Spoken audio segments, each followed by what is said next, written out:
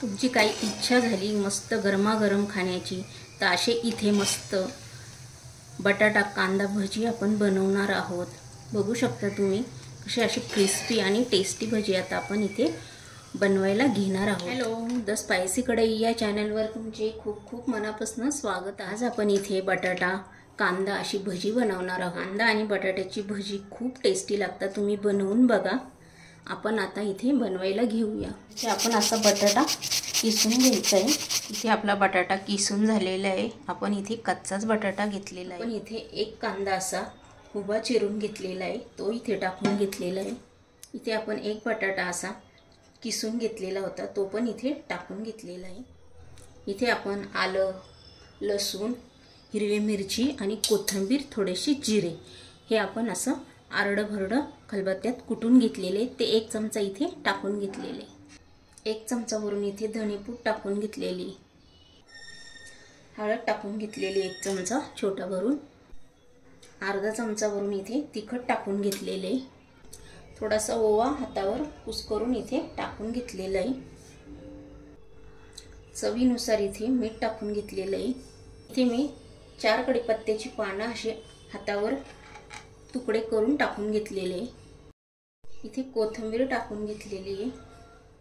इथे 1 कप भरून डाळीचं पीठ टाकून घेतलेलं आहे। अजून 1 कप भर पीठ इथे ॲड करून घेतलेलं आहे। 2 कप इथे पीठ आपण टाकून घेतलेलं आहे। आता आपण हे छान मिक्स करून घेऊया।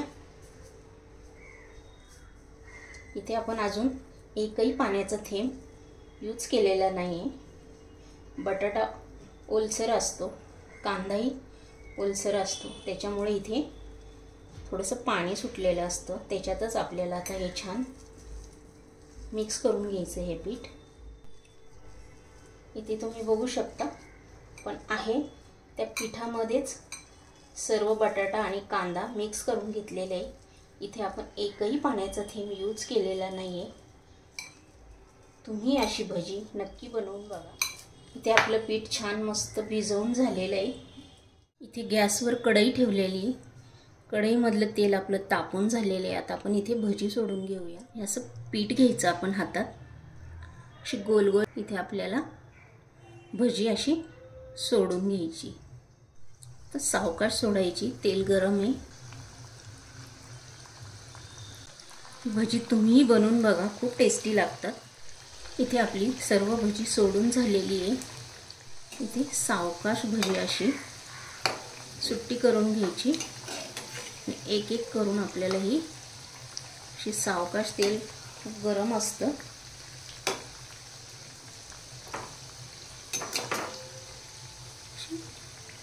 पलटी मारून घ्यायची आपल्याला। इथे आपण भजी सर्व अशी भज्यांची साईड चेंज करून घेतलेली आहे। अशी आपल्याला गोल्डन कलर येईपर्यंत सर्व भजी तळून घ्यायची आहे। ही भजी करताना गॅसची फ्लेम ही स्लोच ठेवायची आहे। इथे आपली भजी झालेली आहे। आता आपण हे काढून घेऊया। तुम्ही बघू शकता किती खरपूस भजी आपली इथे झालेली आहे। आता मी इथे पुढची भजी अशी सोडून घेणार। तुम्ही अशी बनवून बघा, खूप छान लागतात भजी। आता आपल्या इथे भजी सोडून झालेले। तुम्हाला ही माझी बटाटा कांदा भजीची रेसिपी आवडली असेल तर लगेच लाईक करा, कमेंट करा। चॅनलवर जर तुम्ही नवीन असेल तर सबस्क्राईब करून घ्या। हा व्हिडिओ तुमच्या मित्रमैत्रिणींनाही शेअर करा आणि वेळात वेळ काढून तुम्ही माझी ही रेसिपी बघितलीस यासाठी तुमची खूप खूप मनापासून धन्यवाद। असे छान छान व्हिडिओ घेऊन आपण पुन्हा भेटूया, तोपर्यंत बाय। तुम्ही बघू शकता इथे किती क्रिस्पी झालेले। आपण याच्यात एकही पाण्याचा थेंब यूज केलेला नाही। किती क्रिस्पी आणि टेस्टी झालेले।